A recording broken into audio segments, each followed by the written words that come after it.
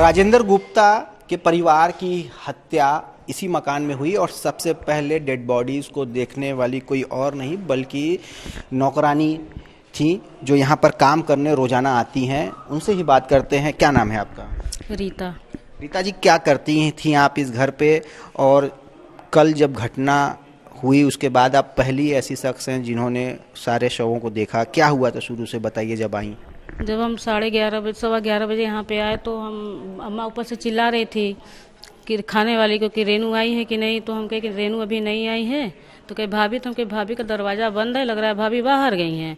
तो हम अपना झाड़ू वाड़ू लगाने लगे, यहाँ से वहाँ तक लगाते लगाते वहाँ तक गए। कोने वाला गेट जो उनका रूम था तो चिपका हुआ था। तो हम कहे चिपका क्यों है? तो हम ऐसे खोले तो देखे भाभी, हाँ इस वाले फ्लोर में।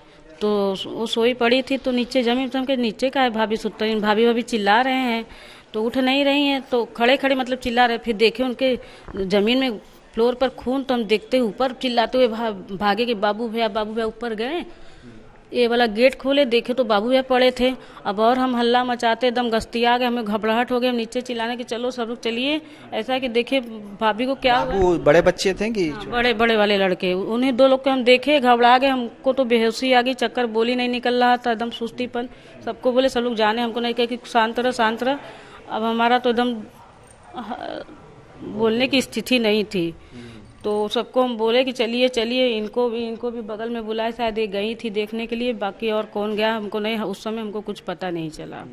तो कैसे बॉडी पड़ी हुई थी? बता रही हैं कि नीतू की बॉडी फर्श पे पड़ी थी कमरे में। तो मतलब कि जैसे कि ऐसे ही फर्श पे सोई हुई हैं। हाँ। और जो उनके बड़े बेटे हैं उनकी बॉडी कैसे पड़ी हुई? उनको तो आधा ही देखे, खून से लथपथ थे। मतलब यही बहराई से देखे, दौड़ते हुए हम भागे, नीचे गली में आए, सबको चिल्लाने हल्ला मचाने लगे। एक चीज़ ये बताइए कि घर में और कौन कौन उस समय मौजूद था? जैसा आप रोज आ रही थी काम करने, देखती हूँ। कोई नहीं था, बस दादी थी ऊपर। रोजाना कौन कौन लोग घर में मौजूद हुआ करते थे? बच्चे और उनके 2-3 बच्चे, भाभी, भैया, यही सब रहते थे। भैया मतलब राजेंद्र जी भी यही घर ही पे रहते थे? हाँ, मतलब त्योहार का दिन था ना, तो छुट्टी पे सब लेबर मिस्त्री थे तो यहीं पे थे। अब शायद कल परसों गए हैं, तो ये हम नहीं बता सकते कि गए होंगे, हम नहीं देखे। तो जब ये घटना हुई उसकी बीती रात को वो थे घर पे थे, वो आपको मालूम? नहीं, तो रात को हम यहाँ पे नहीं आते, हमारा एक टाइम का दिन पहले आपने देखा था, मतलब सोमवार को आपने देखा था? परसों का भैया को देखे थे, वहाँ पे खाना खा रहे थे बैठ के, बस उतना ही उनको देखे। तो क्या स्वभाव होता? कभी लगता रहा इस घर में ऐसी कोई घटना इस तरह की हो जाएगी? कुछ लगता रहा सामान्य? ऐसा नहीं कुछ। अभी दीपावली के जस्ट बिहान होकर कुल फैमिली को लेकर फिल्म देखने गए थे। अच्छा।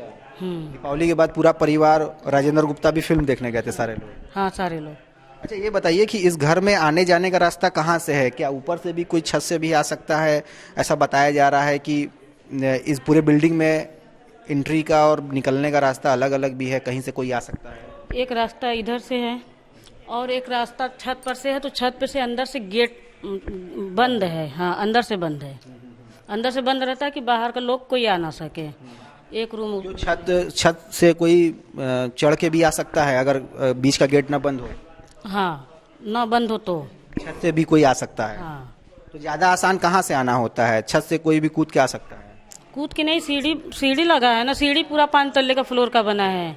अच्छा, सीढ़ी के जरिए कोई छत पे आ जाएगा? उस पे सारे वो किराएदार रहते हैं 5 तल्ले पे। तो वो 5 तल्ले की सीढ़ी से कोई भी छत पे आ सकता है इनके? आ सकता है, जब खुला रहेगा तो आ ही सकता है।